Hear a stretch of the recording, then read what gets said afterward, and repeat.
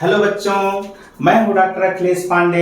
ये है आपका पसंदीदा चैनल साइंस वाला एकेडमी। आज बच्चों ये मोशन का सेकंड लेक्चर है, जिसमें हम लोग ये समझने वाले हैं कि मोशन को किन किन टर्म्स में हम लोग डिस्क्राइब करते हैं। तो मोशन को बच्चों डिस्क्राइब करने के लिए जिन जिन टर्म्स का इस्तेमाल हम लोग करते हैं वो क्या क्या है।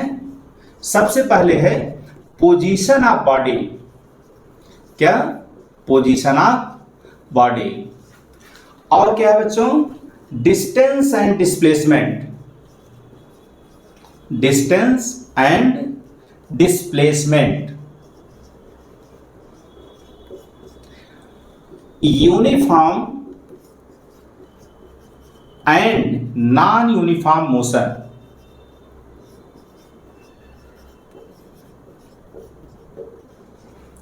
Speed and velocity and acceleration. तो बच्चों ये कॉमन टर्म्स हैं। पोजीशन ऑफ बॉडी क्या है, डिस्टेंस और डिस्प्लेसमेंट कितना कवर कर रही है बॉडी मोशन के दौरान, यूनिफॉर्म मोशन है कि नॉन यूनिफॉर्म मोशन है, स्पीड क्या है, वेलोसिटी क्या है और एक्सेलरेशन ऑफ बॉडी क्या है। तो ये कॉमन टर्म्स में ही हम किसी मोशन को डिस्क्राइब करते हैं। सबसे पहले आते हैं पोजीशन ऑफ बॉडी को समझते हैं। बच्चों मोशन का मतलब क्या होगा कि change in position of a body with respect to its immediate surrounding.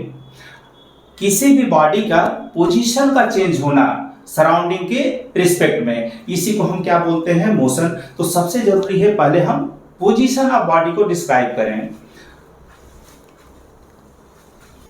जैसा कि मैंने पिछले लेक्चर में ही बच्चों बताया था कि मोशन एक रिलेटिव कंसेप्ट है, एक रिलेटिव फिनोमेना है।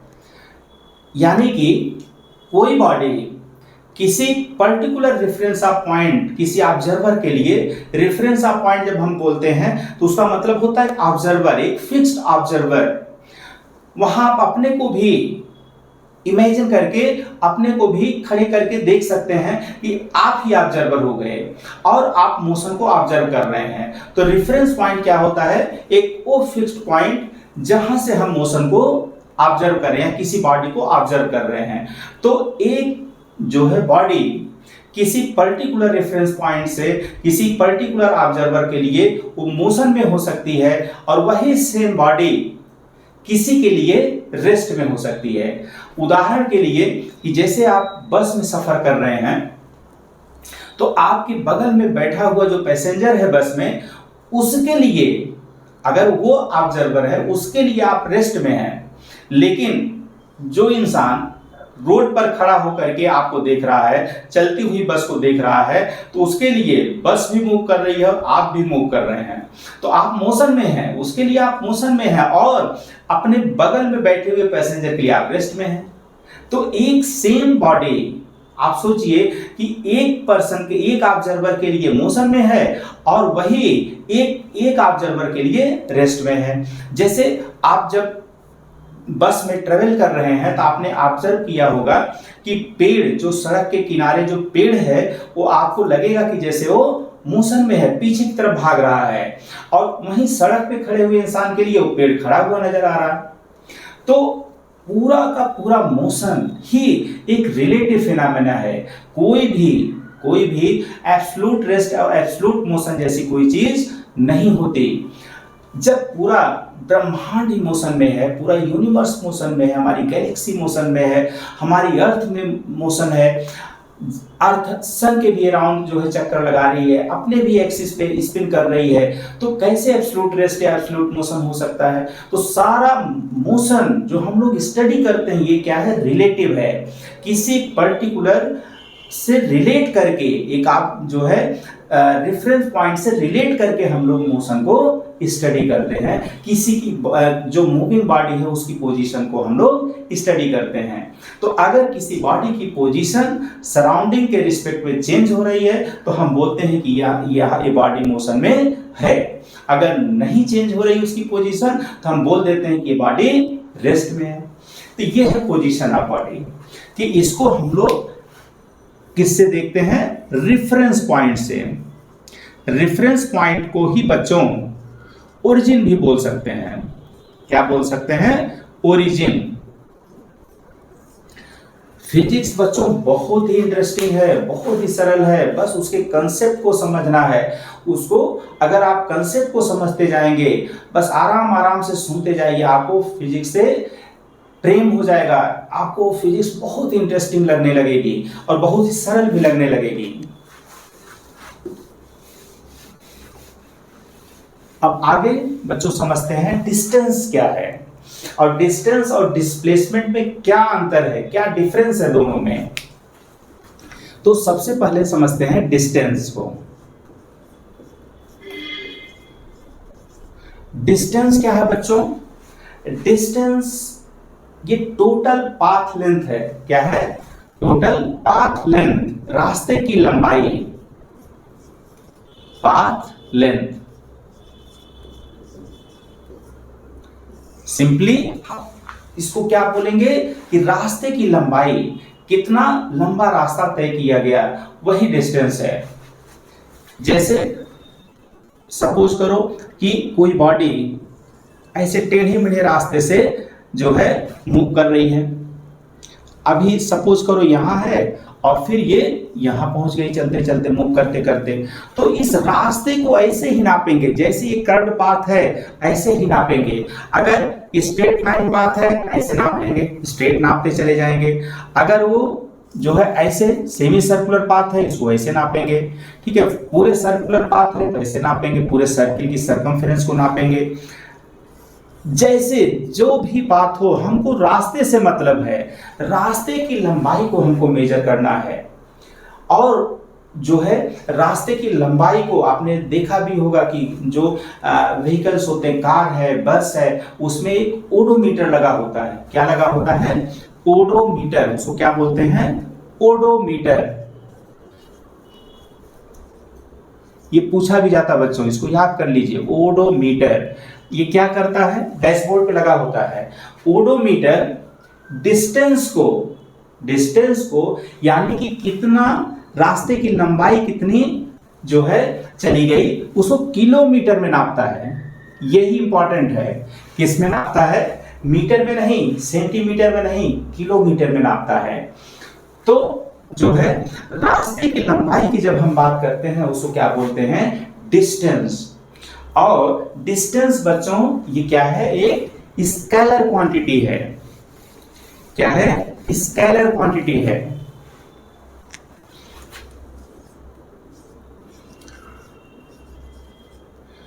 पिछले लेक्चर में मैंने बताया था कि कोई भी फिजिकल क्वांटिटी आपको याद रखना चाहिए कि ये फिजिकल क्वांटिटी स्केलर है कि वेक्टर है। क्यों याद रखना चाहिए, मैंने बताया था कि स्केलर क्वांटिटी, जितनी भी क्वांटिटीज होती हैं उनमें सिंपल अरिथमेटिक प्रोसेस से ही हम उसको जोड़ते हैं, उसको घटाते हैं, उसको मल्टीप्लाई कर सकते हैं, उसको डिवाइड कर सकते हैं।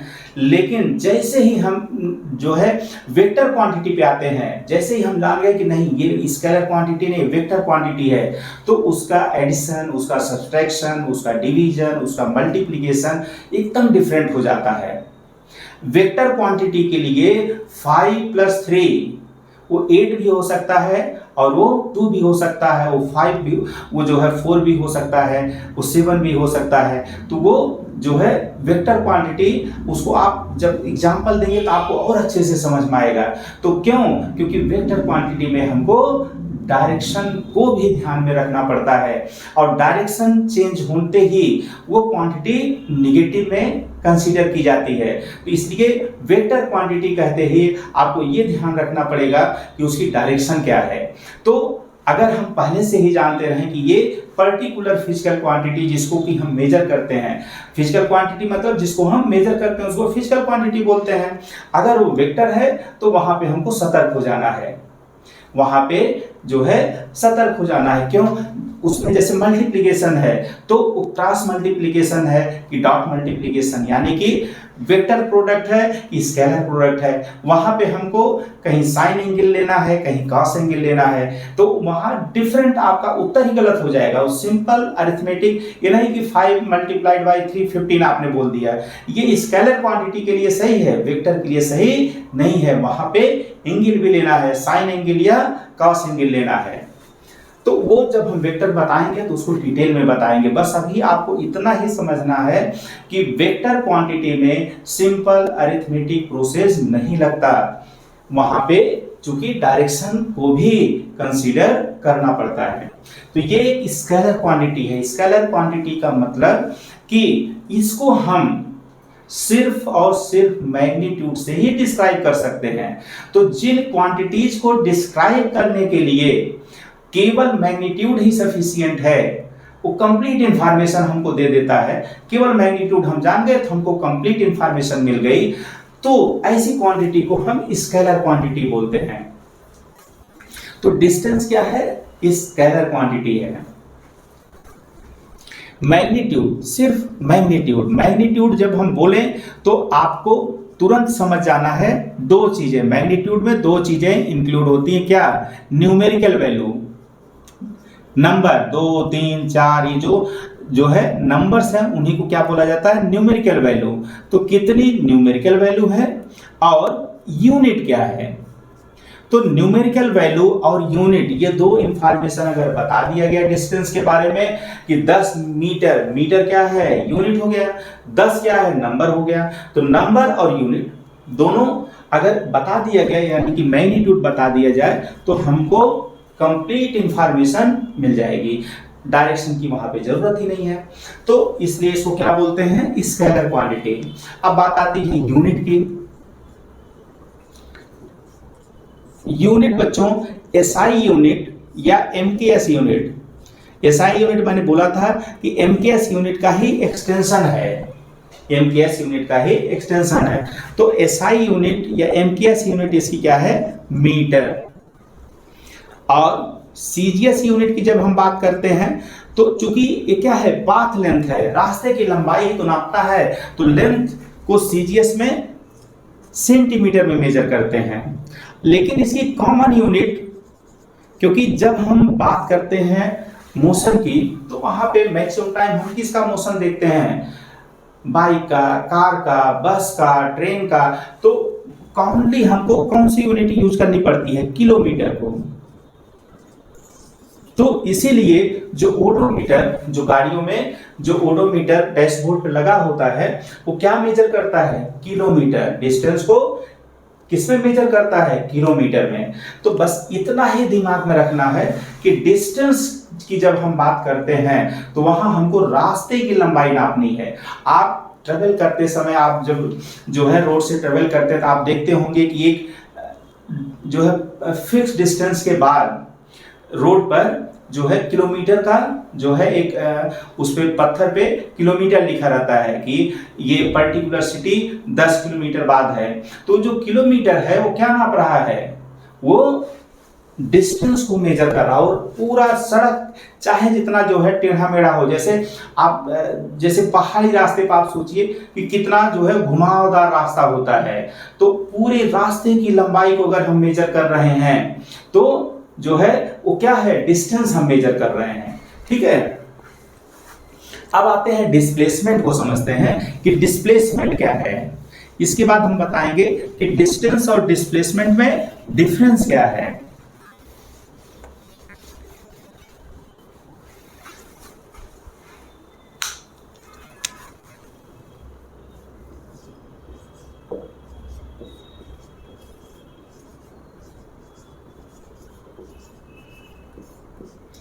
डिस्प्लेसमेंट, जैसे ही बच्चों हम डिस्प्लेसमेंट की बात करते हैं तो डिस्प्लेसमेंट में रास्ते से हमको कोई मतलब नहीं है, हमको पाथ से कोई मतलब नहीं है।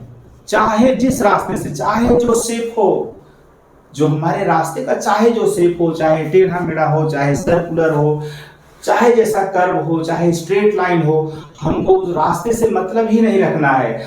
हमको मतलब किससे रखना है कि हमने कहां से जर्नी स्टार्ट की और हम कहां पहुंचे हैं। स्टार्टिंग पॉइंट, फाइनल पॉइंट, केवल 2 पॉइंट से मतलब रखना है। क्या? स्टार्टिंग पॉइंट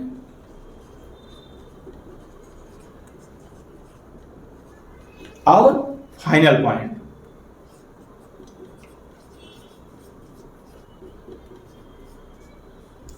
केवल 2 पॉइंट से मतलब रखना है। हम दोनों पॉइंट को एक स्ट्रेट लाइन से मिला देंगे। तो ये वास्तव में जो डिस्प्लेसमेंट होता बच्चों, ये शॉर्टेस्ट डिस्टेंस है। क्या है? शॉर्टेस्ट डिस्टेंस इसको बोल सकते हैं।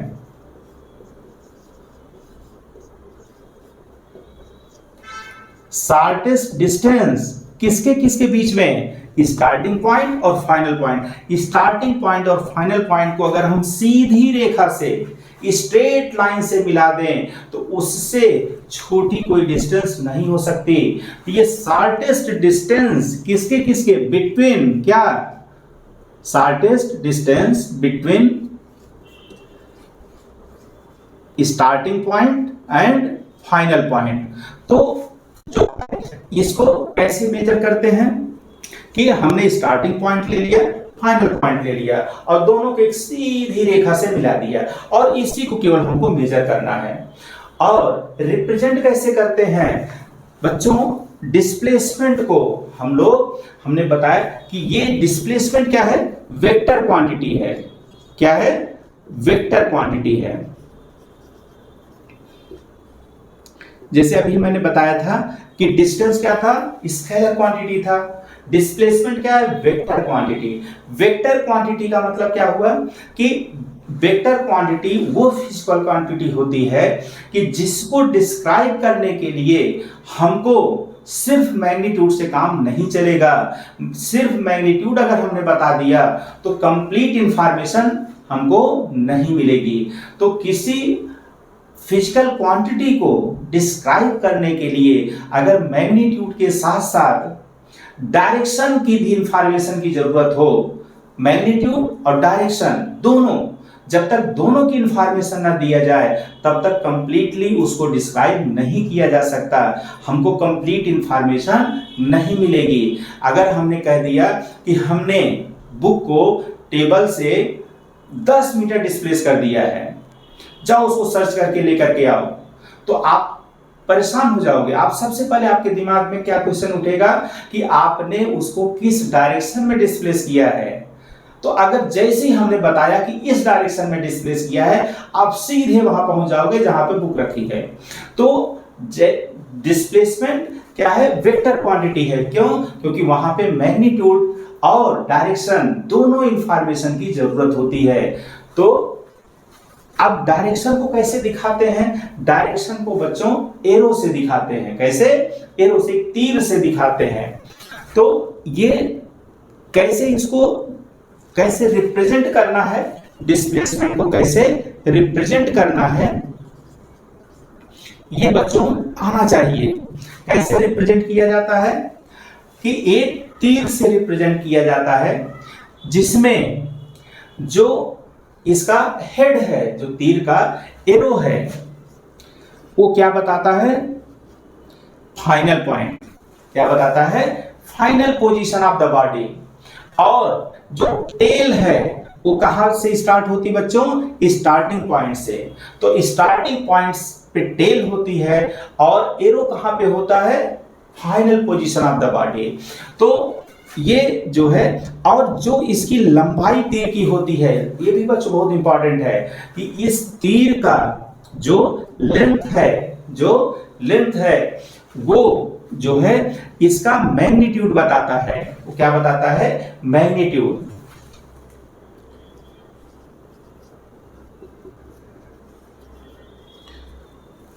यानी कि हमको ये भी ध्यान रखना पड़ेगा, जैसे अगर कहा जाए कि 10 मीटर ईस्ट डायरेक्शन में, अभी हम बताएंगे कि मतलब जो है डायरेक्शन को कैसे रिप्रेजेंट किया जाता है वेक्टर में। तो 10 मीटर ईस्ट और 8 मीटर ईस्ट, इन दोनों को जब हम एज ए वेक्टर डिस्प्लेसमेंट को अगर हमको दिखाना होता है, तो अगर 10 मीटर को हमने इतना लंबा बनाया तो 8 मीटर इससे छोटा होना चाहिए, क्योंकि इसकी जो लंबाई है, तीर की जो लंबाई है, ये मैग्नीट्यूड को दिखाती है। गलती से आपने 10 मीटर ऐसा बनाया, 12 मीटर ऐसा बना दिया तो ये गलत है। क्यों? क्योंकि इसकी लंबाई का भी आपको ध्यान रखना पड़ेगा। जो तीर हम बना रहे हैं, ऐसा नहीं कि चाहे इतना लंबा बना दिए चाहे इतना छोटा बना दिए, वो उसी मैग्नीट्यूड के प्रोपोर्शन में ही हमको बनानी है। तो तीर की लंबाई देख के आप बता सकते हैं कि कौन सा डिस्प्लेसमेंट ज्यादा है, कौन सा डिस्प्लेसमेंट कम है। जैसे सपोज करिए कि जो है, बच्चों हम बता दें कि डायरेक्शन को कैसे रिप्रेजेंट किया जाता है।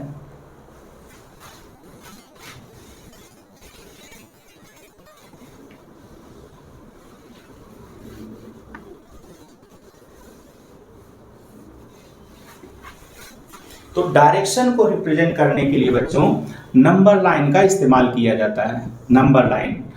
और ये जो दो लाइन है बच्चों, एक हॉरिजॉन्टल एक वर्टिकल, जो ये डायरेक्शन है बच्चों हॉरिजॉन्टल पे, ये ईस्ट डायरेक्शन बोला जाता है, और ये वेस्ट, और ये ऊपर की तरफ नॉर्थ, और ये साउथ। ये 4 डायरेक्शन है बच्चों, और ये ओरिजिन है। तो जब डिस्प्लेसमेंट को हमको रिप्रेजेंट करना होता है, तो सबसे अच्छा तरीका है इसी नंबर लाइन पर ही उसको रिप्रेजेंट किया जाए। अगर हम कहते हैं कि कोई बॉडी अगर 5 मीटर ईस्ट डायरेक्शन में चली, तो इसको हमको ऐसे ही रिप्रेजेंट करना है कि हमने दिखा दिया, ओरिजिन से स्टार्ट करिए और ईस्ट डायरेक्शन में 5 मीटर बना करके वहां पे एरो बना दीजिए, और यहाँ पे इस जो एरो है उसके नीचे 5 मीटर लिख दीजिए, जो कि इसका मैग्नीट्यूड बताएगा, उसका न्यूमेरिकल वैल्यू बताएगा। फिर अगर हम बोलते हैं कि जैसे लेफ्ट साइड में टर्न हो गए, लेफ्ट साइड मतलब नॉर्थ की तरफ, राइट साइड मतलब साउथ की तरफ। अगर लेफ्ट साइड में टर्न हो गए और 3 मीटर लेफ्ट साइड में गए, तो अब 5 मीटर से इसकी जो एरो की लेंथ है वो कम दिखनी चाहिए, इस हिसाब से बनाइए 3 मीटर। तो अब अगर सपोज करिए कि हमको डिस्टेंस मेजर करना होता, तो हम तो जिस रास्ते से हम गए उसको मेजर करते, मतलब 5 मीटर इधर गए, 3 मीटर, इसको डायरेक्शन से यहाँ कोई मतलब नहीं, हमको केवल रास्ते की लंबाई मेजर करनी है। तो 5 मीटर ऐसे, फिर 3 मीटर ऐसे, टोटल लंबाई जो हमने कवर किया, टोटल लेंथ जो कवर किया, रास्ते की लंबाई कितनी हो गई, 5 + 3। सिंपल अरिथमेटिक मीन्स जो है प्रोसेस है, उससे हमने ऐड कर लिया, 8 मीटर आ गया। लेकिन अगर हम कहेंगे कि डिस्प्लेसमेंट इसका बच्चों बताओ, तो अब डिस्प्लेसमेंट में रास्ते से कोई मतलब नहीं है। हम चाहे जिस रास्ते से गए उससे कोई लेना देना नहीं, हमको किससे लेना देना है कि कहां से हम चलना शुरू किए और कहां पे पहुंचे। रास्ते से बच्चों कोई लेना देना नहीं, ठीक है, इससे हमारा कोई मतलब नहीं। हमको केवल क्या कर देना है कि स्टार्टिंग पॉइंट और फाइनल पॉइंट को सीधे मिला देना है, और तीर एरो किधर होना चाहिए, फाइनल पॉइंट की तरफ, और टेल किधर होनी चाहिए, जहां से हमने स्टार्ट किया था। अब हमको ये मेजर करके बताना है कि यही डिस्प्लेसमेंट होगा, यही डिस्प्लेसमेंट होगा। तो अब आप समझ गए होंगे कि डिस्टेंस और डिस्प्लेसमेंट में क्या अंतर है, और इसको कैसे फिर मेजर करेंगे। ये 5 है, ये 3 है, तो इसको कैसे मेजर करेंगे, ये कितना हो जाएगा बच्चों, √5² + 3²। इसको सॉल्व करेंगे बच्चों, ये होगा डिस्प्लेसमेंट।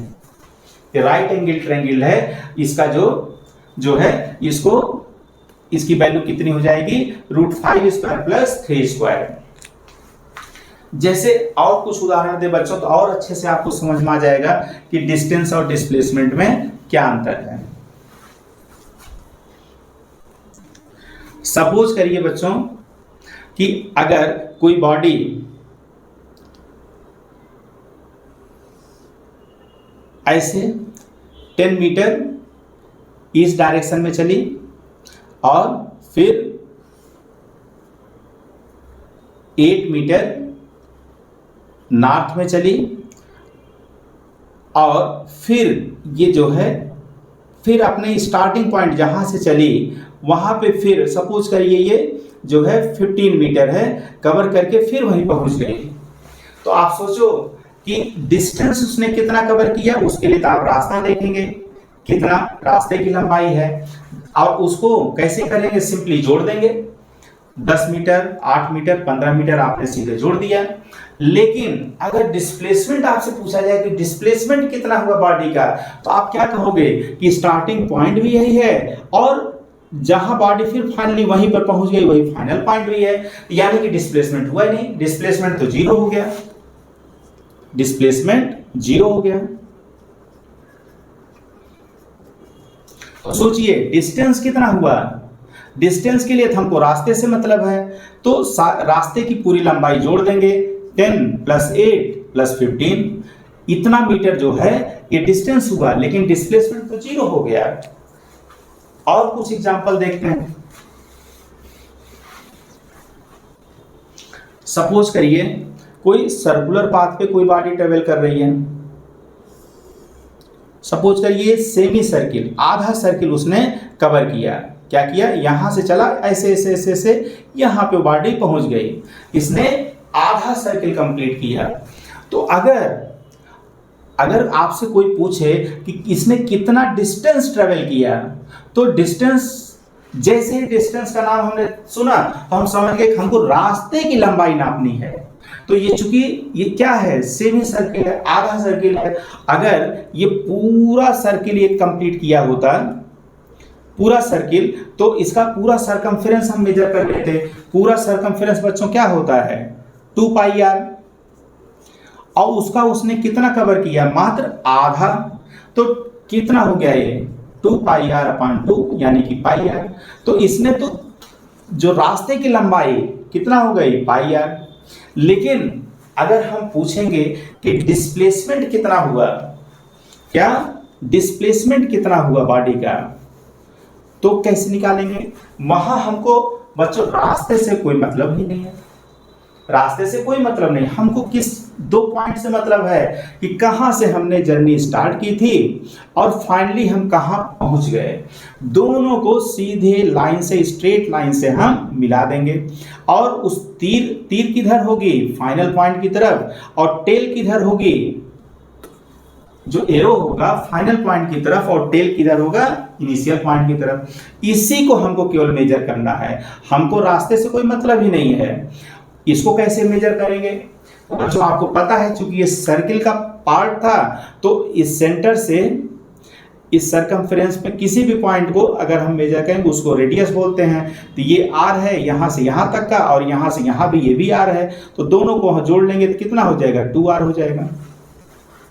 तो डिस्प्लेसमेंट बच्चों 2r हो गया, और डिस्टेंस कवर्ड कितना हो गया, πr हो गया। अगर यही सपोज करिए कि बॉडी यहां से चलती और ये पूरा सर्किल कंप्लीट करके फिर वहीं पहुंच जाती,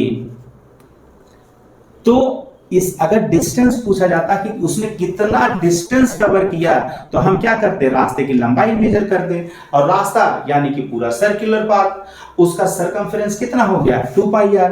तो डिस्टेंस तो 2πr उसने कवर किया, लेकिन डिस्प्लेसमेंट कितना हुआ, हम जहां चले थे हम वहीं तो पहुंच गए, तो डिस्प्लेसमेंट तो जीरो हो गया बच्चों, डिस्प्लेसमेंट जीरो हो गया, और डिस्टेंस जो है 2πr हम चले। तो ये है बच्चों दोनों में डिफरेंस। डिस्टेंस बच्चों, डिस्टेंस को, इसका क्या सिंबल है डिस्टेंस का, s, और डिस्प्लेसमेंट का सिंबल क्या है,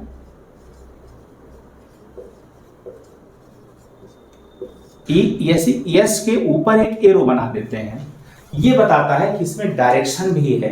तो डिस्टेंस और उसके ऊपर एरो मतलब डायरेक्शन, तो डिस्टेंस विथ डायरेक्शन, डिस्प्लेसमेंट है क्या एक्चुअली, डिस्टेंस विथ डायरेक्शन। जहां पे जो है डिस्टेंस मतलब यानी कि मैग्नीट्यूड, और distance in a particular direction अगर हम मेजर करते हैं तो वही क्या है, डिस्प्लेसमेंट।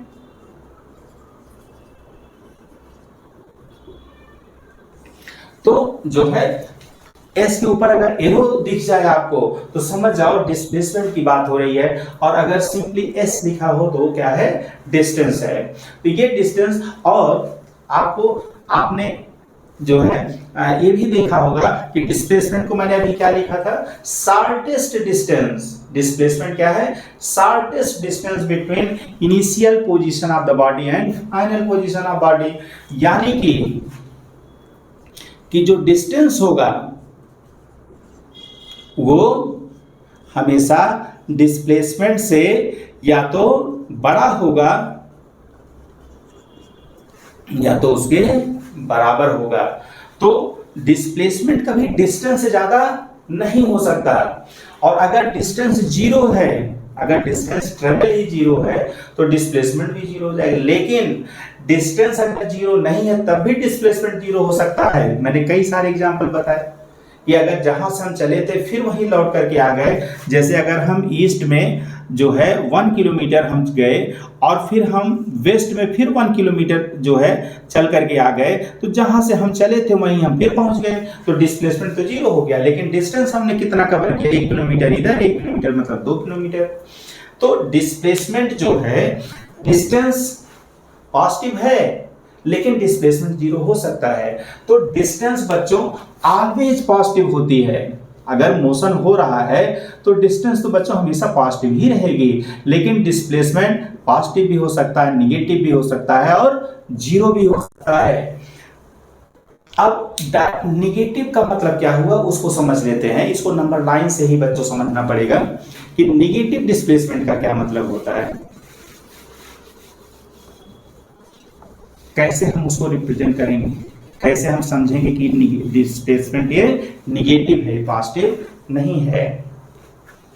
तो सिंपल है बच्चों, कोई कठिन चीज नहीं है। जैसे नंबर लाइन है, नंबर लाइन में बच्चों ये ओरिजिन से ये जब ईस्ट डायरेक्शन में जितना भी हम जो है पोजीशन, चाहे जिस पोजीशन पे हों, इसको पॉजिटिव डिस्प्लेसमेंट बोला जाता है। और सेम उसी तरीके से जो नॉर्थ डायरेक्शन में अगर हम जो है मूव कर रहे हैं तो इसके डिस्प्लेसमेंट को भी पॉजिटिव लिया जाता है, और अगर वेस्ट के डायरेक्शन में है तो निगेटिव और साउथ के डायरेक्शन में है तो निगेटिव। तो ये दो डायरेक्शन के डिस्प्लेसमेंट को निगेटिव बोला जाता है और इन दोनों डायरेक्शन को पॉजिटिव बोला जाता है। जैसे सपोज करो बच्चों कि अगर ऐसा क्वेश्चन में लिखा हो कि कोई बॉडी ए पॉइंट से 15 मीटर ईस्ट डायरेक्शन में ट्रेवल की, 15 मीटर ईस्ट डायरेक्शन में ट्रेवल की, तो हमको ईस्ट डायरेक्शन में से बना देना है। और फिर अगर उसमें क्वेश्चन में लिखा है कि वो फिर 10 मीटर वेस्ट डायरेक्शन में फिर से लौट आई, 10 मीटर वेस्ट डायरेक्शन में चली, तो उसको हमको फिर जो है वेस्ट डायरेक्शन में यहीं से फिर ऐसे तीर के माध्यम से बना देना है। अब अगर दोनों को कहा जाए कि डिस्प्लेसमेंट कितना हुआ, टोटल डिस्प्लेसमेंट कितना हुआ, तो अब आप समझ गए होंगे कि ये जो डिस्प्लेसमेंट है ये निगेटिव में है और ये डिस्प्लेसमेंट किस में है, पॉजिटिव में है। तो अब डिस्प्लेसमेंट निकालेंगे तो क्या हो जाएगा, 15 माइनस 10, क्योंकि ये तो माइनस में है, वेस्ट डायरेक्शन का डिस्प्लेसमेंट माइनस में होता है। तो टोटल कितना हुआ, केवल 5 मीटर। तो डिस्प्लेसमेंट 5 मीटर, उसको आप ऐसे भी समझ सकते हैं कि ये स्टार्टिंग पॉइंट है और ये फाइनल पॉइंट है, तो ये 5 मीटर ही तो है। तो जो है किस तरीके से हम डिस्प्लेसमेंट को पॉजिटिव निगेटिव जो है रिप्रेजेंट करते हैं वो मैंने बता दिया। तो ये है बच्चों डिस्प्लेसमेंट और डिस्टेंस। बस ये पॉइंट दिमाग में रखना है कि कभी भी जो डिस्प्लेसमेंट है वो कभी डिस्टेंस से ज्यादा नहीं हो सकता, और डिस्प्लेसमेंट जीरो भी हो सकता है, लेकिन डिस्टेंस हमेशा पॉजिटिव ही रहेगी, वो जीरो नहीं होगी। अगर मोशन हो रहा है तो वो पॉजिटिव ही रहेगी, ऑलवेज पॉजिटिव। और डिस्प्लेसमेंट जीरो भी हो सकता है, निगेटिव, जीरो तो छोड़िए निगेटिव में भी हो सकता है।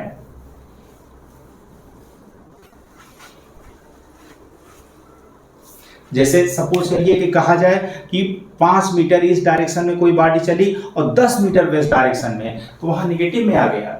जो जो फाइनल उसकी पोजीशन है वो तो ओरिजिन से भी और पीछे चली गई निगेटिव डायरेक्शन में। तो डिस्प्लेसमेंट पॉजिटिव भी हो सकता है, डिस्प्लेसमेंट निगेटिव भी हो सकता है, डिस्प्लेसमेंट जीरो भी हो सकता है। इसके बाद बच्चों हम लोग आते हैं यूनिफॉर्म मोशन कब बोलेंगे और नॉन यूनिफॉर्म मोशन कब बोलेंगे।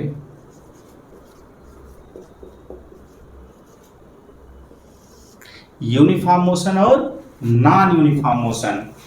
तो यूनिफॉर्म मोशन का मतलब होता है बच्चों कि जो बॉडी है अगर वो equal distance in equal interval of time में अगर वो कवर कर रही है तो ऐसे बॉडी के मोशन को क्या बोलेंगे, यूनिफॉर्म मोशन। मतलब equal distance covered in equal interval of time. जैसे उदाहरण के लिए अगर हम कहें कि जैसे कोई कार मूव कर रही है तो फर्स्ट सेकंड में, पहले सेकंड में सपोज करिए वो 10 मीटर मूव की और सेकंड दूसरे ही सेकंड में फिर वो 10 मीटर मूव की और तीसरे सेकंड में फिर वो 10 मीटर मूव की। तो इक्वल टाइम में इक्वल डिस्टेंस एक एक सेकंड में देखिए हर बार कितना 10 मीटर, तो इक्वल डिस्टेंस कवर कर रही है इक्वल टाइम इंटरवल में। तो ऐसे मोशन को क्या बोलेंगे, यूनिफॉर्म मोशन। और नॉन यूनिफॉर्म मोशन का मतलब क्या हुआ,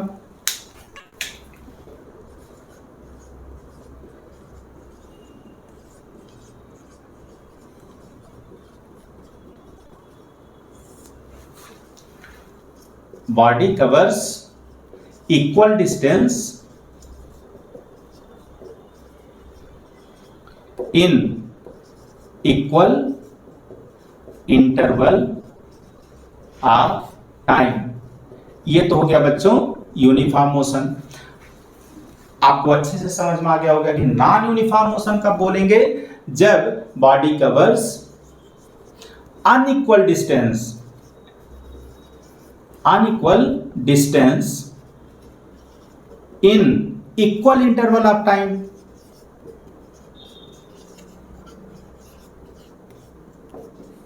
सिंपल सी बात है कि चाहे इसको इक्वल कर दीजिए, चाहे मतलब जो है अगर इसको कहेंगे जैसे unequal distance in equal interval time, या इसको ऐसे भी बोल सकते हैं कि equal distance in unequal interval of time. तो यानी कि जैसे फर्स्ट सेकंड में जो है वो 10 मीटर तय की डिस्टेंस और दूसरे ही सेकंड वो 20 मीटर एक्सलेट कर गई, फिर अगले थर्ड सेकंड में 2 मीटर। तो ऐसे जो है जहां पे अनइक्वल डिस्टेंस कवर कर रही है इक्वल इंटरवल ऑफ टाइम में, ऐसे मोशन को हम क्या बोलते हैं, नॉन यूनिफॉर्म मोशन। अक्सर जो हम लोग ऑब्जर्व करते हैं मोशन अपने आसपास वो इसी टाइप का होता है। जैसे अगर हम जो है सिटी में निकल गए, क्राउड प्लेस में निकल गए, तो कभी हमारी रफ्तार धीमी होगी, कभी तेज हो जाएगी। जहां पे हमको क्राउड कम मिला वहां पे रफ्तार ज्यादा दिखेगी, जहां पे जो है ज्यादा क्राउड वहां हमारी गाड़ी की रफ्तार कम हो जाएगी। तो जैसे अगर कोई वर्टिकल मोशन का अगर एग्जांपल लें कि कोई स्टोन को अगर हमने अपवर्ड थ्रो कर दिया, तो हम क्या देखते हैं, जब हम किसी चीज को ऊपर फेंकते हैं तो शुरुआत में उसकी जो स्पीड है क्या है, ज्यादा है। धीरे धीरे ऊपर जैसे जैसे ऊपर जाती जाएगी स्पीड घटती जाएगी, फिर एक ऐसा भी समय आएगा जब स्पीड 0 हो जाएगी और उसके बाद फिर नीचे गिरना शुरू हो जाएगी और नीचे गिर जाएगी। सेम उसी तरीके से अगर हम छत पे जा करके किसी बॉडी को छोड़ दें, फ्री फॉल कर दें, तो फ्री फॉल जो करने वाली बॉडी है जब उसको हमने ड्रॉप किया तो उस समय उसका स्पीड क्या था, 0 था।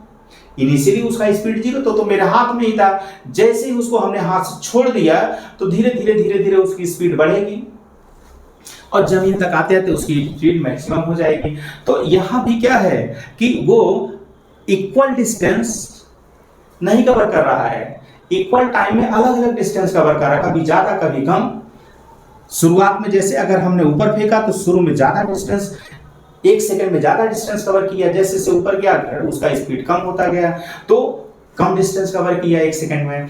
तो जहां पर अनइक्वल डिस्टेंस इक्वल टाइम में अगर कोई बॉडी कवर कर रही है, ऐसे मोशन को नॉन यूनिफॉर्म मोशन बोलेंगे। और जो है जैसे आप एग्जांपल और भी जो है कुछ और बता दें, आपको और क्लियर हो जाएगा। जैसे बस स्टॉप से जब कोई बस अप्रोच करती है, बस स्टॉप पे पहुंचने वाली होती है, तो उसका रफ्तार जो है लगातार क्या होगा, घटता जाएगा।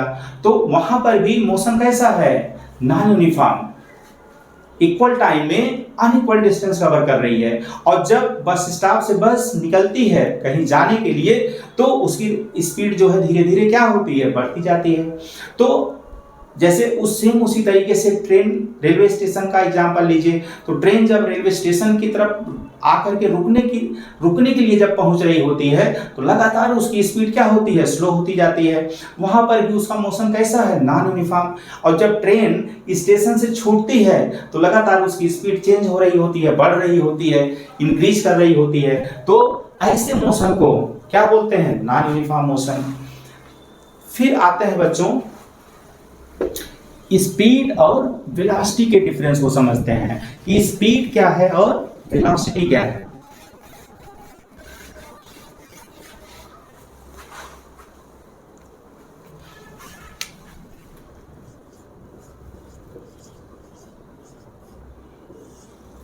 स्पीड क्या है बच्चों, स्पीड का मतलब है कि distance covered by a body in a particular interval of time, कि कितना फास्ट मोशन हो रहा है, हाउ फास्ट मोशन, ये रेट ऑफ मोशन। आप इसको ऐसे कह सकते हो बच्चों कि this is rate of motion, how fast motion is, कि कोई मोशन कितना फास्ट है, वो कैसे मेजर करते हैं, स्पीड से। स्पीड से पता चल जाता है कि मोशन फास्ट है, ये मोशन स्लो है। स्पीड बच्चों एक स्केलर क्वांटिटी है। क्या है, स्केलर क्वांटिटी है। और स्पीड को भी मेजर करने के लिए, जैसे कार है, बस है, उसमें क्या लगा होता है डैशबोर्ड पे, स्पीडोमीटर। क्या लगा होता है, स्पीडोमीटर। अभी मैंने ओडोमीटर बताया था, जो किसको नापता है, डिस्टेंस को, किसमें, किलोमीटर में। और स्पीडोमीटर ये क्या मेजर करता है, स्पीड मेजर करता है। स्पीडोमीटर नाम से ही क्लियर है, स्पीड मेजर कर, लेकिन किसमें, किलोमीटर पर आवर में, किलोमीटर पर आवर में।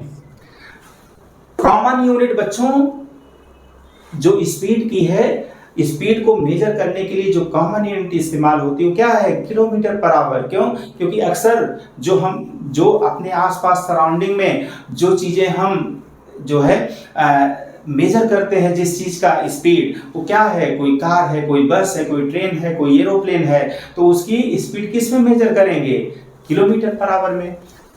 तो स्पीड का जो यूनिट है बच्चों, एसआई यूनिट या एमपीएस यूनिट क्या है, मीटर पर सेकेंड। और सीजीएस यूनिट क्या है, सेंटीमीटर पर सेकेंड। और जो कॉमन यूनिट अगर आपसे पूछा जाए वो क्या है, kilometre per hour, kilometre per hour. तो स्पीड क्या बताता है कि मोशन कितना फास्ट हो रहा है, और ये एक स्केलर क्वांटिटी है। और स्पीड का मतलब क्या है, स्पीड का क्या फार्मूला है कि टोटल डिस्टेंस ट्रेवल्ड और पर यूनिट टाइम। यानी कि अगर हम डिस्टेंस ट्रेवल्ड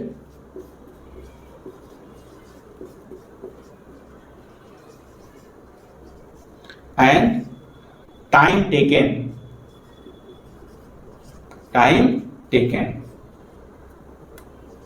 या टोटल टाइम टेकन, मतलब कोई डिस्टेंस ट्रेवल करने के में कितना टाइम लिया गया, अगर वो दोनों का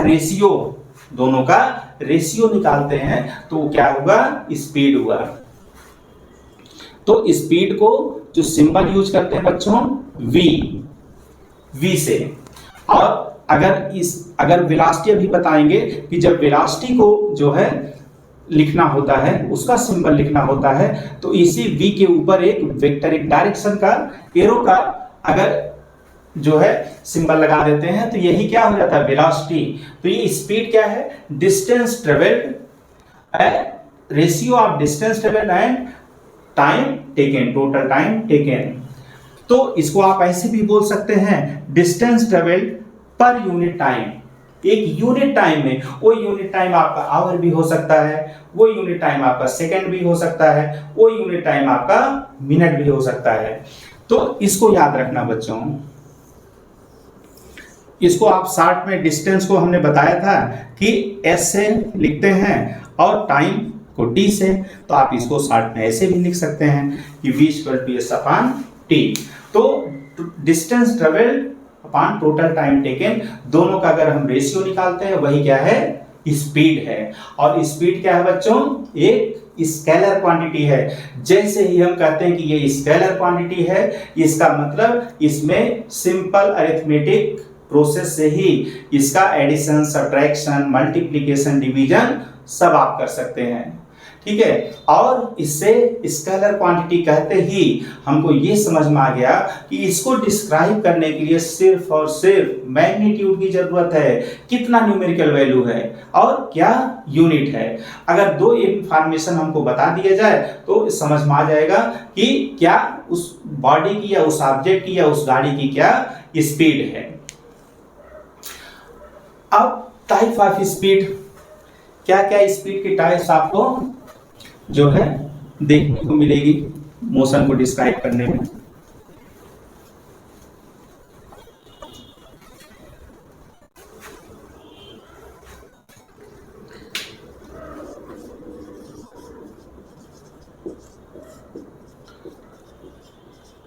टाइप्स ऑफ स्पीड, सबसे पहले बच्चों यूनिफॉर्म स्पीड।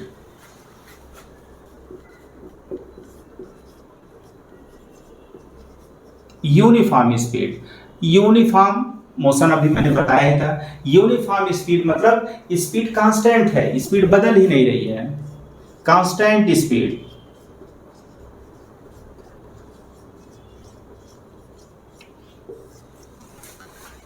यूनिफॉर्म जब स्पीड रहेगी तो ऐसे मोशन को बोलेंगे क्या, यूनिफॉर्म मोशन। अभी मैंने बताया कि जब स्पीड चेंज ना हो तो वैसे मोशन को क्या बोलेंगे, यूनिफॉर्म मोशन।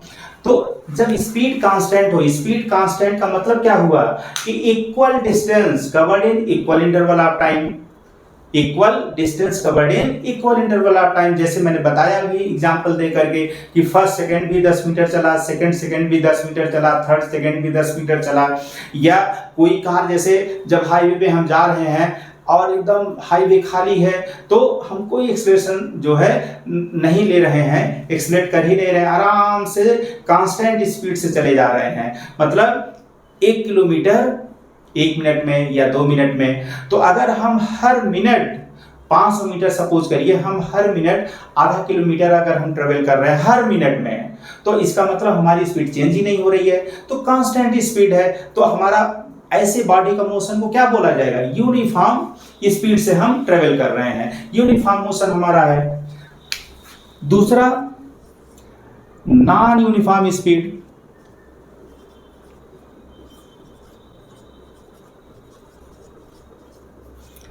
इसको हम कह सकते हैं वेरिएबल स्पीड। स्पीड कांस्टेंट नहीं है, क्या है, वेरी कर रही है, लगातार वेरिएबल है, कभी स्पीड ज्यादा है कभी स्पीड कम है।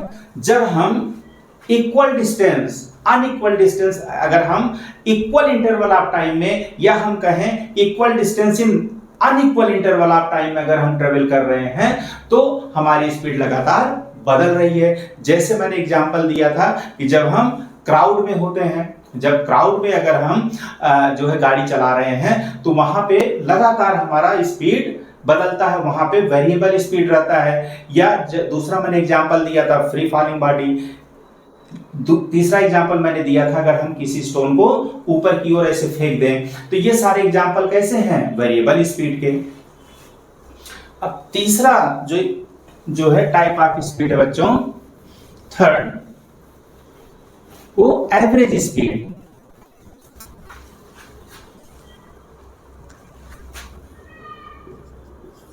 एवरेज स्पीड क्या है?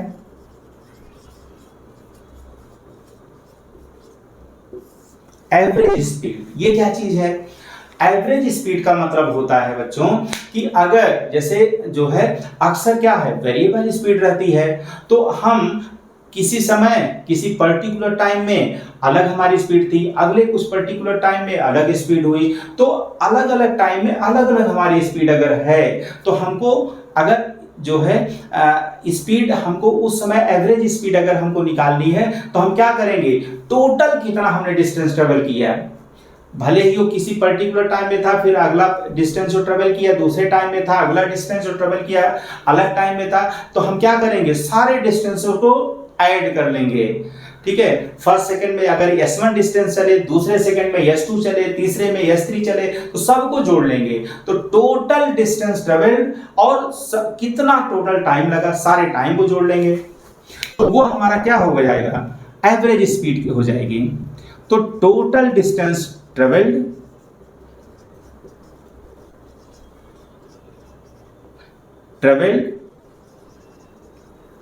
और टोटल टाइम टेकन, अगर दोनों का रेशियो अगर हमने निकाल लिया तो वो क्या हो जाएगा, एवरेज स्पीड हो जाएगा। जैसे अगर हमने पहले सेकंड में S1 जो है T1 सेकंड में हमने T1 टाइम में S1 दूरी चले और T2 टाइम में हम जो है S2 दूरी चले और T3 टाइम में हम S3 दूरी चले, तो हम तीनों को ऊपर जोड़ लिए, टोटल डिस्टेंस जोड़ लिए, टोटल टाइम जोड़ लिए, तो ये क्या हो गया, एवरेज स्पीड हो गया। बहुत आसान है बच्चों, इस तरीके से हम जो है एवरेज स्पीड निकाल सकते हैं। और ये कभी जीरो नहीं हो सकता, it can never be zero. ठीक है, स्केलर क्वांटिटी है बच्चों, जब मोशन हो रहा है तो जीरो कैसे होगा, यहाँ पे डायरेक्शन है ही नहीं। तो टोटल डिस्टेंस ट्रेवल और टोटल टाइम टेकन दोनों का अगर हम रेशियो निकाल लेते हैं तो क्या है बच्चों, एवरेज स्पीड है। लास्ट बच्चों इंस्टेंटेनियस स्पीड, ये क्या चीज है?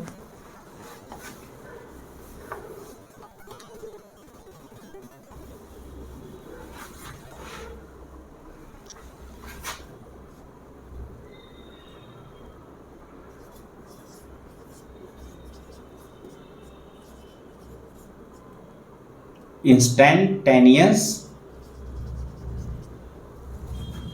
स्पीड, नाम से ही बच्चों क्लियर हो जा रहा है कि पर्टिकुलर इंस्टेंट ऑफ टाइम, जैसे जैसे अगर हम 10 बजे से जर्नी स्टार्ट किए तो 10:30 पे अगर हमने अचानक अपना जो है कार का स्पीडोमीटर देखा, उस पर्टिकुलर इंस्टेंट टाइम पे जो स्पीड उसमें दिख रही है वो क्या है, इंस्टेंटेनियस स्पीड है। एट ए पर्टिकुलर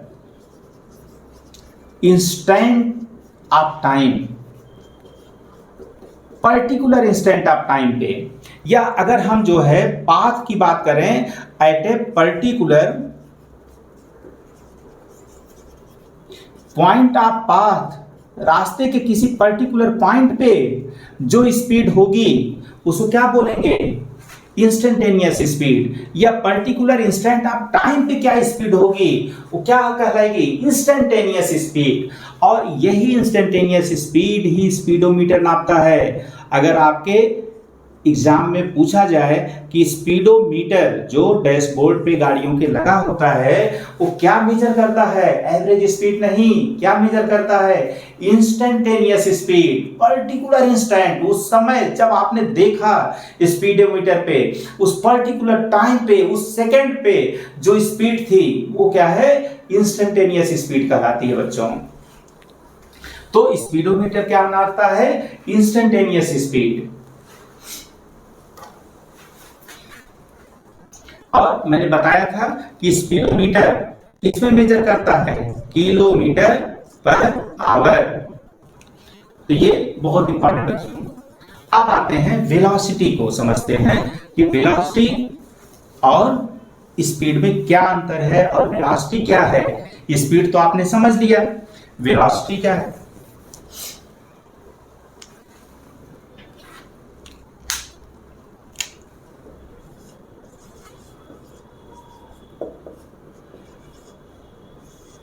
बच्चों जहां जहां हमने डिस्टेंस शब्द बोला था वहीं पे डिस्प्लेसमेंट कर दीजिए, वही वेलोसिटी है।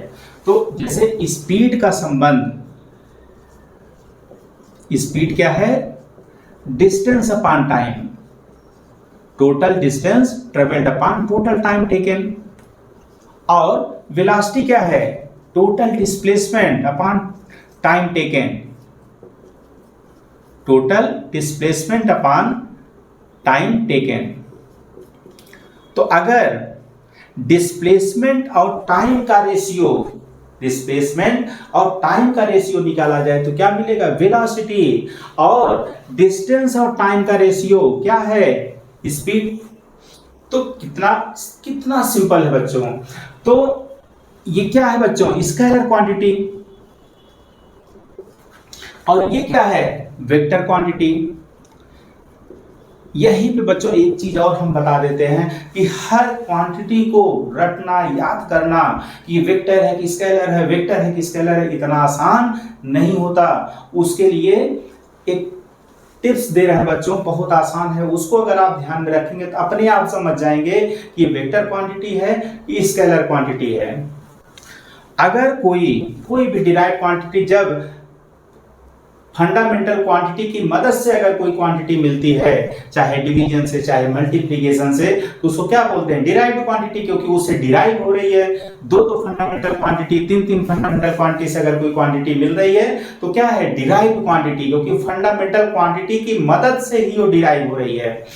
तो अगर कोई डिराइव्ड क्वांटिटी, कोई भी फिजिकल क्वांटिटी अगर सपोज करिए डिवीजन से मिल रही है, जैसे हमने डिस्टेंस को टाइम से डिवाइड किया है तो डिवीजन से मिल रही है, तो अगर न्यूमरेटर भी स्केलर है और डिनोमिनेटर भी स्केलर है तो जो क्वांटिटी मिलेगी वो स्केलर होगी।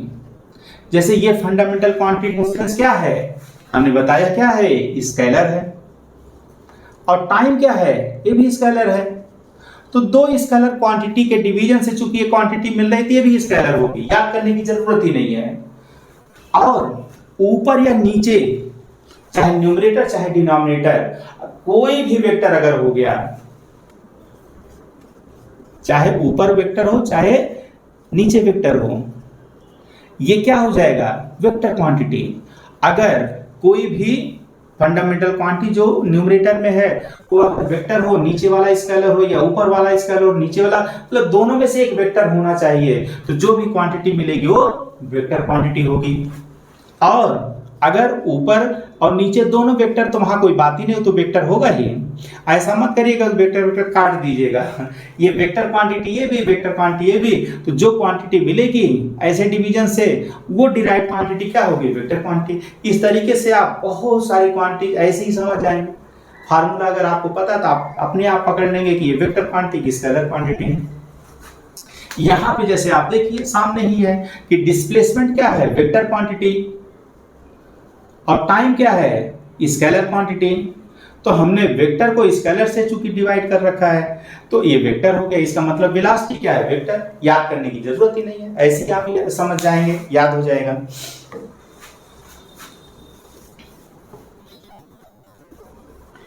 मल्टीप्लिकेशन, अगर कोई दो फंडामेंटल क्वांटिटी के मल्टीप्लिकेशन से अगर कोई डिराइव क्वांटिटी, कोई फिजिकल क्वांटिटी मिल रही है तो वहां क्या ध्यान रखना होता है? वहां बच्चों वेक्टर प्रोडक्ट और स्केलर प्रोडक्ट अगर क्रॉस है, जो है जैसे ए कोई फिजिकल क्वांटिटी है, बी कोई फिजिकल क्वांटिटी है, उससे सी क्वांटिटी मिल रही है, तो अगर ये जो है दो वेक्टर क्वांटिटी का क्रॉस प्रोडक्ट है तो ये क्या हो जाएगा? वेक्टर क्वांटिटी होगा। ये क्या होगा?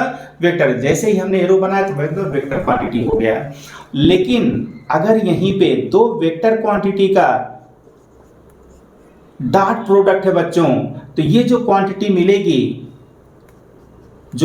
मिलेगी सी, ये स्केलर हो गई। सोचिए कितना जो है इंटरेस्टिंग है कि दो वेक्टर क्वांटिटी है, दोनों को हमने मल्टीप्लाई किया लेकिन मिला क्या? स्केलर। तो हमको जो है, इसीलिए मैंने बोला था कि जो है वेक्टर बहुत इंपॉर्टेंट है समझना कि वेक्टर क्वांटिटी है कि नहीं। तो दो अगर क्वांटिटी को दोनों ही वेक्टर है और हम मल्टीप्लाई कर रहे हैं तो ये मत समझ लेना कि वेक्टर ही मिलेगा। अगर वो वेक्टर प्रोडक्ट है, इसीलिए इसको वेक्टर क्रॉस प्रोडक्ट को वेक्टर प्रोडक्ट बोलते हैं। अगर वो वेक्टर प्रोडक्ट है वेक्टर मिलेगा, स्केलर प्रोडक्ट है तो स्केलर मिलेगा। इसीलिए ये डॉट जो बना है, डॉट मतलब डॉट प्रोडक्ट, तो इसको स्केलर प्रोडक्ट बोलते हैं और इसको वेक्टर प्रोडक्ट बोलते हैं। क्यों वेक्टर प्रोडक्ट? क्योंकि जो क्वांटिटी मिली वो क्या है, वेक्टर। जो क्वांटिटी मिली यहाँ पे क्या है, स्केलर, इसलिए स्केलर प्रोडक्ट। तो क्रॉस प्रोडक्ट, इसको क्रॉस बनाए हैं ना, इसलिए इसको क्रॉस प्रोडक्ट भी बोलते हैं। क्या बोलते हैं? Cross product. और इसको डॉट बनाए हैं इसलिए इसको क्या बोलते हैं, डॉट प्रोडक्ट।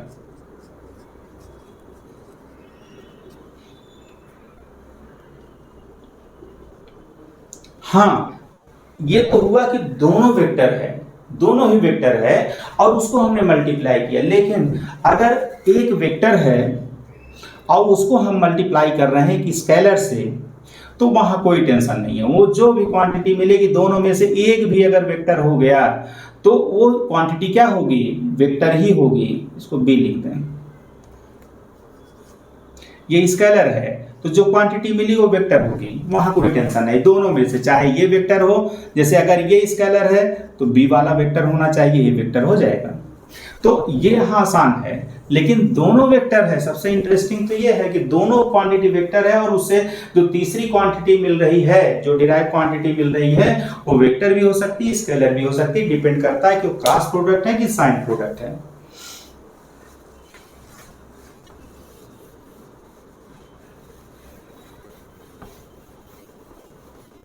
अगर आप इसको, इस पॉइंट को याद रखते हैं तो आपके लिए कोई भी फिजिकल क्वांटिटी को याद करने के रखने की जरूरत ही नहीं पड़ेगी। अपने आप समझ जाएंगे कि वेक्टर होगा कि स्केलर होगा। अब बच्चों वेलोसिटी के टाइप पे आ जाते हैं। आपने समझ रहे होंगे कि वेलोसिटी में डिस्प्लेसमेंट से हमको मतलब है, और जब स्पीड निकालते हैं तो डिस्टेंस से मतलब है। डिस्टेंस और टाइम का रेशियो स्पीड है और डिस्प्लेसमेंट और टाइम का रेशियो वेलोसिटी है। इसको आप कह सकते हैं स्पीड विथ डायरेक्शन, आप ऐसे भी बोल सकते हैं। जब स्पीड को, स्पीड के साथ साथ डायरेक्शन को भी एक्सप्रेस किया जाए तो क्या है, वेलोसिटी है। तो ये वेक्टर क्वांटिटी है, यानी कि इसको, इस क्वांटिटी को मतलब वेलोसिटी को अगर हम उसमें डायरेक्शन न बताएं तो उसका पूरा मीनिंग जो है, कंप्लीट मीनिंग हमको नहीं मिलेगा। तो वेलोसिटी, इसीलिए वेलोसिटी को वेक्टर क्वांटिटी बोलते हैं कि उसको एक्सप्रेस करने के लिए हमको स्पीड और डायरेक्शन दोनों की जरूरत है। तो इसलिए वो क्या है, वेक्टर क्वांटिटी है। टाइप्स ऑफ वेलोसिटी, जैसे हमने टाइप्स ऑफ स्पीड बताया, वैसे types of velocity, types of speed में हमने क्या बताया, uniform speed, non uniform speed, average speed, instantaneous speed. उसी तरीके से बच्चों वेलोसिटी में भी है।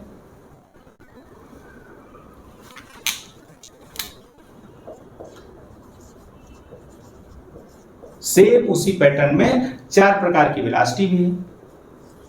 क्या, यूनिफॉर्म वेलोसिटी, दूसरा नॉन यूनिफॉर्म वेलोसिटी, तीसरा एवरेज वेलोसिटी, चौथा इंस्टेंटेनियस वेलोसिटी, इंस्टेंटेनियस वेलोसिटी। और एक और वेलोसिटी बच्चों जो बहुत इंपॉर्टेंट है, उसमें बहुत सारे क्वेश्चन पूछे जाते हैं, वो क्या है, रिलेटिव वेलोसिटी।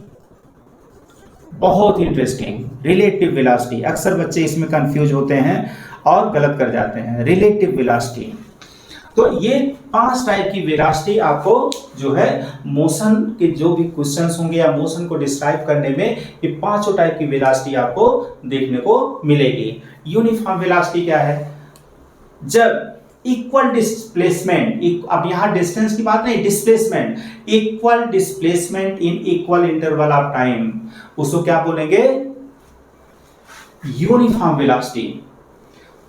यानी कि ना स्पीड भी सेम है और सेम डायरेक्शन में मोशन हो रहा है, इसको ध्यान रखना, अब यहाँ डायरेक्शन भी आ गया है, स्पीड विथ डायरेक्शन।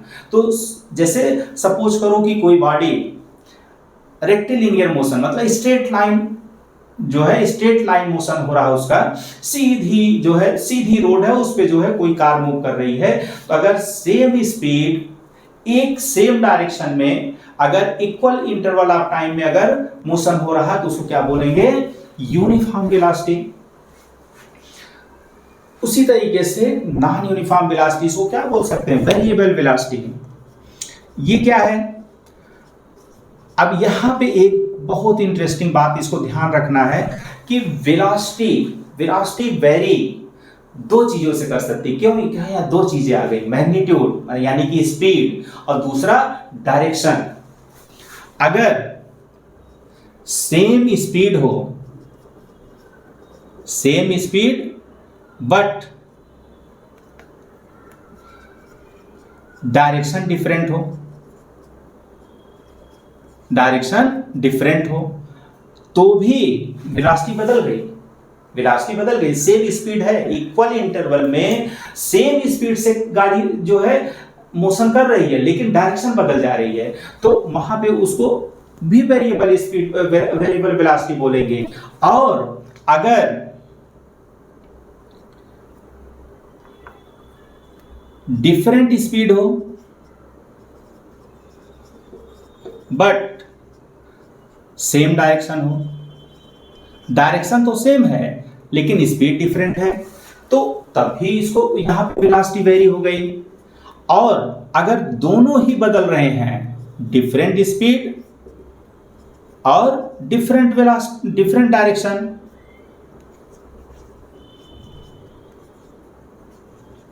तो आपको जो है ये तीनों प्रकार की वेरिएबल वेलोसिटी आपको अपने इमीडिएट सराउंडिंग में देखने को मिल जाएगी कि कहीं पे स्पीड तो सेम है, डायरेक्शन बदल रही है। जैसे जैसे बहुत अच्छा एग्जांपल है बच्चों, uniform circular motion. Uniform circular motion, uniform circular motion में क्या है बच्चों कि हर जगह जो मैग्नीट्यूड है, इस जो है मैग्नीट्यूड पार्ट में, यानी कि स्पीड हर जगह क्या है, सेम है, चाहे यहां पर हो चाहे यहां पे हो, हर जगह मैग्नीट्यूड सेम है, लेकिन आप डायरेक्शन देख रहे होंगे, यहां पे डायरेक्शन इधर, यहां पे ऐसे, यहां पे ऐसे, हर जगह हर पॉइंट पे जब टेंजेंट आप खींचेंगे वो डायरेक्शन बताएगा, तो हर पॉइंट पे डायरेक्शन बदल रहा है, केवल स्पीड लेकिन हर जगह सेम है। तो uniform circular motion, different speed but same direction, ये सब तो एग्जांपल बहुत आसान है। कि जैसे अभी मैंने बताया कि कोई वर्टिकली हमने किसी पत्थर को ऊपर फेंक दिया, तो क्या हो रहा है, स्पीड जो है टाइम जैसे जो है अलग अलग टाइम पे अलग अलग स्पीड, लेकिन डायरेक्शन तो सेम है, एक ही डायरेक्शन मूव कर रहा है। या कोई चीज हमने ऊपर से ड्रॉप कर दिया, फ्री फॉल हो रहा, तब भी वही बात। तो यहाँ पे क्या है कि और डिफरेंट स्पीड डिफरेंट डायरेक्शन, जैसे अगर जिगजैग पाथ पे जो है, अगर जो है कोई बॉडी मूव करे तो यहाँ बार बार डायरेक्शन भी बदल रही है, स्पीड भी बदल रही है। तो ये है बच्चों नॉन यूनिफॉर्म वेरिएबल वेलोसिटी जिसको बोलेंगे। एवरेज वेलोसिटी क्या है, सेम जैसे कि वहां पे एवरेज स्पीड मैंने बताया था, वहां पे एवरेज स्पीड मैंने बताया था, टोटल डिस्प्लेसमेंट सारे डिस्प्लेसमेंट जोड़ लेंगे और सारे टाइम को जोड़ लेंगे, अलग अलग टाइम में जितना डिस्प्लेसमेंट डिस्टेंस कवर किया वो सेम उसी पैटर्न पे एवरेज वेलोसिटी कैसे निकालेंगे, हाँ डिस्प्लेसमेंट सब जोड़ लेंगे। तो अलग अलग टाइम पे जो जो अलग अलग डिस्प्लेसमेंट हुए तो टोटल डिस्प्लेसमेंट सारे को जोड़ करके क्या आएगा, टोटल डिस्प्लेसमेंट, और टोटल टाइम कितना लगा, दोनों का ratio, total displacement upon total time. बस अंतर क्या है, वहां पे जब हम एवरेज स्पीड की बात कर रहे थे तो यहां डिस्टेंस था, अब वहां पे डिस्प्लेसमेंट हो गया। सेम इंस्टेंटेनियस वेलोसिटी, जैसे हमने इंस्टेंटेनियस स्पीड बताया था, एक पर्टिकुलर इंस्टेंट ऑफ टाइम पे जो स्पीड थी उसको क्या बोलते थे, इंस्टेंटेनियस स्पीड। यहाँ पे क्या, एक पर्टिकुलर इंस्टेंट ऑफ टाइम पे जो वेलोसिटी है एकदम पर्टिकुलर टाइम पे, क्या है इंस्टेंटेनियस वेलोसिटी, चाहे पर्टिकुलर इंस्टेंट आप टाइम बोलें, चाहे पर्टिकुलर पॉइंट आप पाथ बोलें, तो वह उस पॉइंट पर जो वेलोसिटी है वो क्या होगी, इंस्टेंटेनियस वेलोसिटी। सबसे इंटरेस्टिंग है बच्चों रिलेटिव वेलोसिटी।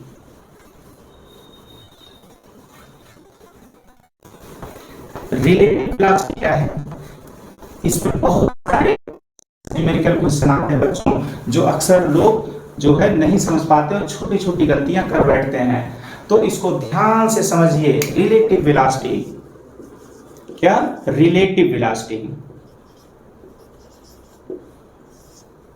जैसे सपोज करिए अगर कहा जाए कि कोई बॉडी ए है जो 10 मीटर पर सेकेंड से किसी पर्टिकुलर डायरेक्शन में या ईस्ट डायरेक्शन में मूव कर रही है, और दूसरी बॉडी है बी जो 8 मीटर पर सेकेंड के वेलोसिटी से ईस्ट डायरेक्शन में मूव कर रही है। तो अगर हम कहें कि रिलेटिव, इसको बच्चों बहुत ध्यान से समझिए, बहुत आसान है, कठिन नहीं है। Relative velocity of A, relative velocity of A with respect to B. तो अब हम क्या रहे हैं कि हम ए की वेलोसिटी इसके रिस्पेक्ट में हमको बताना है। तो रिलेटिव वेलोसिटी ऑफ ए की वेलोसिटी बताना है किससे रिलेट करके, with respect to B, B के रिस्पेक्ट में इसकी क्या वेलोसिटी है। इसी को क्या बोला जाता है, रिलेट। जैसे कि मैंने बताया कि पूरा मोशन ही रिलेटिव है, रिलेटिव कंसेप्ट है। तो जो है अब हमको ए की वेलोसिटी इसके रिस्पेक्ट में बतानी है। तो हम क्या करना है इसमें कि ए को सेम जैसे है जिस डायरेक्शन में है वैसे बना देना है, और जो बी का जो है बी का जो है वेलोसिटी है उसको हमको डायरेक्शन को पलट देना है, अपोजिट डायरेक्शन में ले लेना है। यानी कि 10 मीटर पर सेकेंड ऐसे ही रहेगा, ये तो ए की वेलोसिटी हो गई, और ये जो है बी का just opposite 8 metre per second, इसको अपोजिट कर देना है।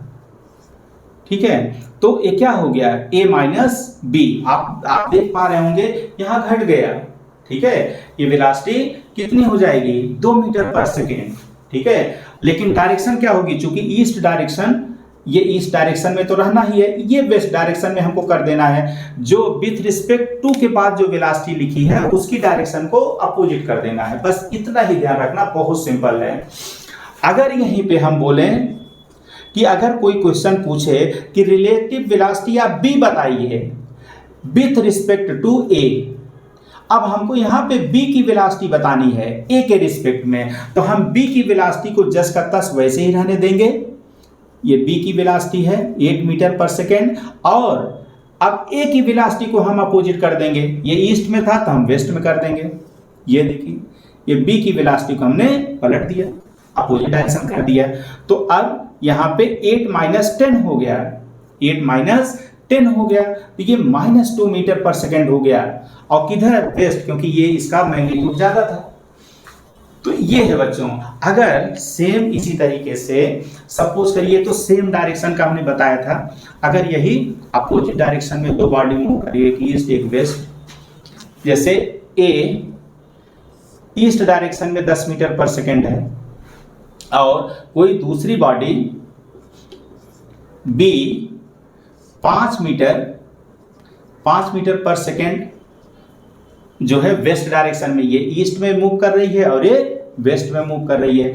तो अगर हम कहें रिलेटिव वेलोसिटी ऑफ ए की रिलेटिव वेलोसिटी क्या होगी विथ रिस्पेक्ट टू बी, तो हमने क्या बोला अभी कि जिसकी वेलोसिटी रिलेटिव वेलोसिटी निकालनी है उसको जस का तस वैसे ही बना देंगे।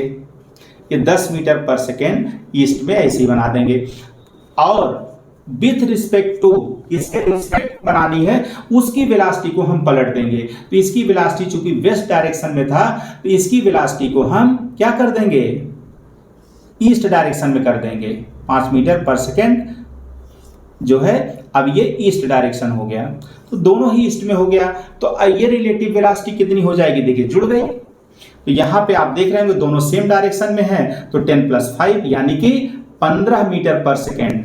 तो relative velocity of A with respect to B कितना हो गया? 15 मीटर पर सेकेंड।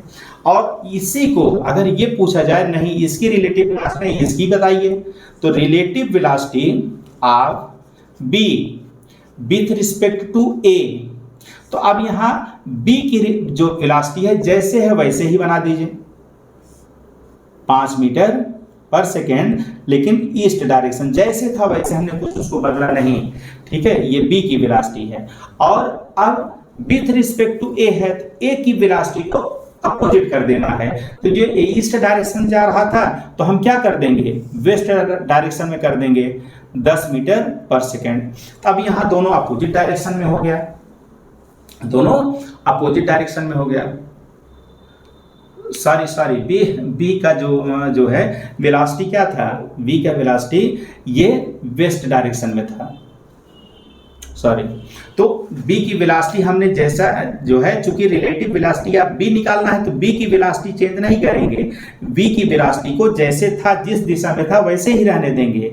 तो बी की वेलोसिटी जो है ये वेस्ट डायरेक्शन में 5 मीटर, और ए की वेलोसिटी ये चूंकि ईस्ट में जा रहा था हमको उसको भी वेस्ट में कर देना है, तो ये ए की वेलोसिटी। तो फिर दोनों देखिए सेम डायरेक्शन में हो गया। तो रिलेटिव वेलोसिटी ऑफ बी, तो पहले बी का लिखेंगे 5 और ए का फिर लिखेंगे, दोनों चूंकि सेम डायरेक्शन में है, ये भी 15 मीटर पर सेकेंड, लेकिन डायरेक्शन क्या होगा? वेस्ट डायरेक्शन में। और ये यहां पे क्या आंसर आएगा? 15 मीटर पर सेकेंड तो मैग्नीट्यूड हो गया, डायरेक्शन क्या हो गया? ईस्ट। तो डायरेक्शन का महत्व है। ये रिलेटिव वेलोसिटी देखिए, relative velocity of A with respect to B 15 metre per second इस डायरेक्शन में हो गया, लेकिन अगर रिलेटिव वेलोसिटी ऑफ बी निकालेंगे विथ रिस्पेक्ट टू ए, तो ये 15 metre per second west direction में हो गया। तो देखिए कितना आसान है, कठिन नहीं है। बस क्या करना है कि जिसकी रिलेटिव वेलोसिटी निकालनी है उसके डायरेक्शन को हम टच नहीं करेंगे, सेम टू सेम ऐसे ही बना देंगे, और विथ रिस्पेक्ट टू जिसकी वेलोसिटी है उसकी डायरेक्शन को हम जस्ट अपोजिट डायरेक्शन में कर देंगे, और फिर हम देख लेंगे दोनों सेम डायरेक्शन में तो जोड़ देंगे, दोनों अपोजिट डायरेक्शन में तो घटा देंगे, जो ज्यादा है उसकी डायरेक्शन में ही उत्तर लिख देंगे। बस सिंपली इतना करना है। आज का लेक्चर बच्चों बस इतना ही। अगर आज का वीडियो बच्चों आप लोगों को पसंद आया हो तो इसको ढेर सारी लाइक्स दीजिए, और इसको जो है अपने फ्रेंड्स को भी सब्सक्राइब कराइए, और इसको जो है खूब डिस्ट्रीब्यूट करिए बच्चों, ताकि सबको बेनिफिट मिले, और इसको ढेर सारी लाइक्स दीजिए। थैंक यू बच्चों।